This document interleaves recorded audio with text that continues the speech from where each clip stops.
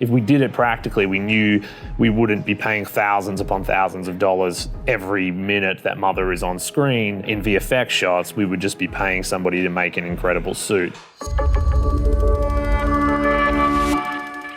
So I Am Mother is set in an underground facility that's designed to repopulate the Earth after the extinction of mankind. And this facility is run by a robot who's busily raising the very first human that she's created, known only as Daughter, until one day, inexplicably, a human shows up beating at the shelter door, asking for help. And this sort of calls into question everything that Daughter has ever been told about the outside world. So the genesis of the project was really the collaboration between Michael Lloyd Green, the writer, and myself. Michael actually came and worked for my company in Western Australia for a year as a director of development, and he and I were working together trying to work out what could be my first film. And many late night conversations turned into I Am Mother.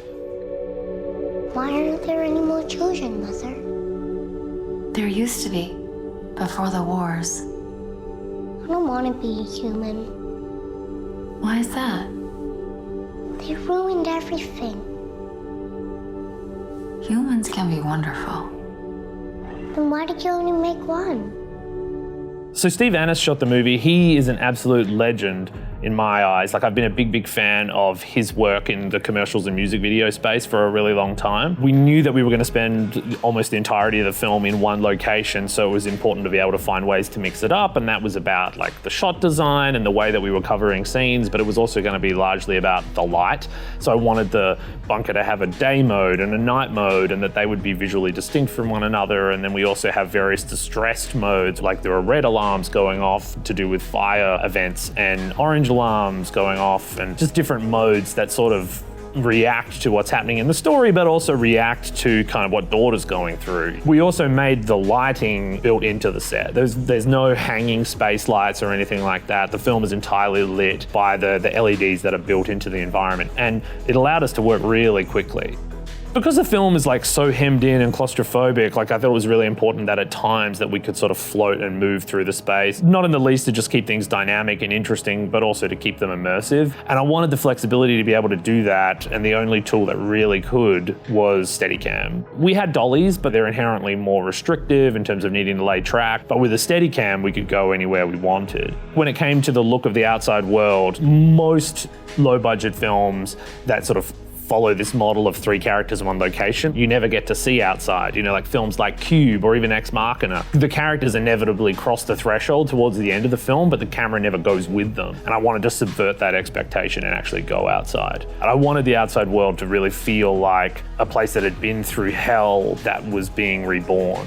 I was lucky enough to be able to pre-visualize a lot of the movie. A company called Last Pixel in Western Australia, they built me a previs tool in VR. So as the art department were generating designs for the set, Dave was translating those into 3D models that I could then put on a VR headset and walk around, which was a great feedback cycle because I could put on the VR headset and say, this corridor needs to be that little bit longer, this column should be a little bit wider. Using that VR tool that Dave built, I was able to storyboard almost the whole film. So I felt very prepared.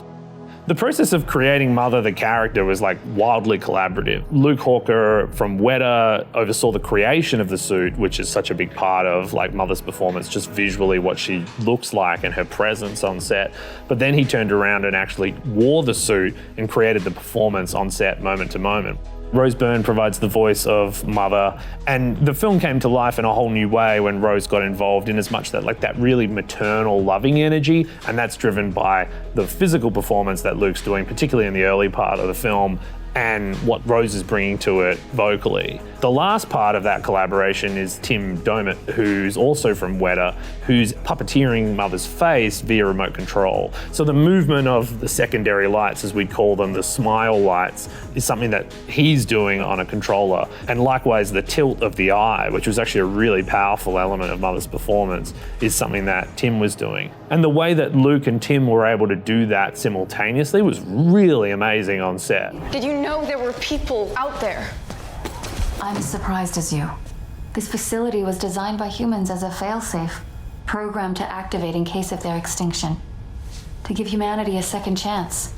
For me, the thing that makes great sci-fi is that like it's got all of the genre tropes and visual panache that like you sign up for the genre for. You know, you want to be transported, you want to see things you haven't seen before.